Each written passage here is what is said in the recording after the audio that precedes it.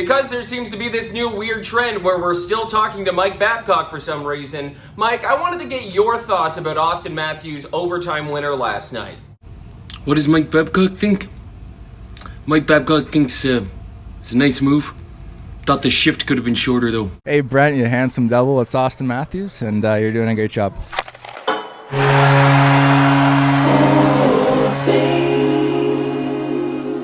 Number one, Freddie Anderson obviously getting the start tonight. Jack Campbell is still day-to-day with whatever injury is lingering. And with Hutchinson as your backup in a very important game, yes, Freddie is going to get the start. We know that all Hellebuck is going to be breaking loose yet again tonight. Connor Hellebuck has been standing on his head for the last 2 games.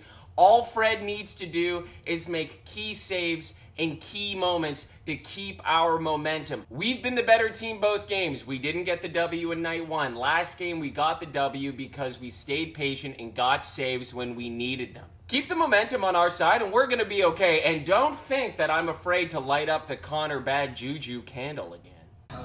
Evil to those persons named below who have done me evil. Hellebuck. Let's light this fucking thing.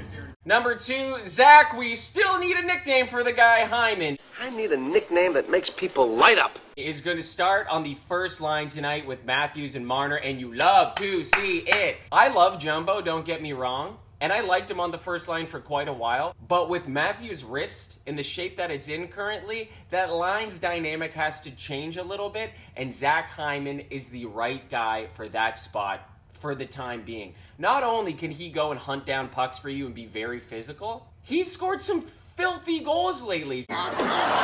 So he can get you the puck and be the trigger man. Plus, Jumbo Joe slides down to the second line with Willie Nylander and Johnny Tavares, and I think that's a good fit too. John Tavares likes to play in the corners behind the goal line, and that is where Jumbo Joe works his magic. Get that cycle going, let him set up behind the net and dish some passes to Willie and JT. Number 3, after only playing 4 minutes in the last game, Kenny, did he even play? Augustino is out of the lineup tonight, and Travis Boyd is going to be sliding back in. As I've said before, I think Travis Boyd on the 4th line is the optimal lineup for the Leafs as of right now, and it's good to get Travis playing a couple more games because Wayne Train is chugging his way back into the lineup soon, and it looks like Travis is going to be the odd man out when he returns. So hopefully that 4th line tonight can get a couple more minutes. I got my girlfriend's Spezza jersey on just to show a little love. And finally, number 4, there was only 3 penalties called in the last game, 2 against the Leafs and 1 in Leafs' favor. We only had 1 power play and we did not capitalize on it.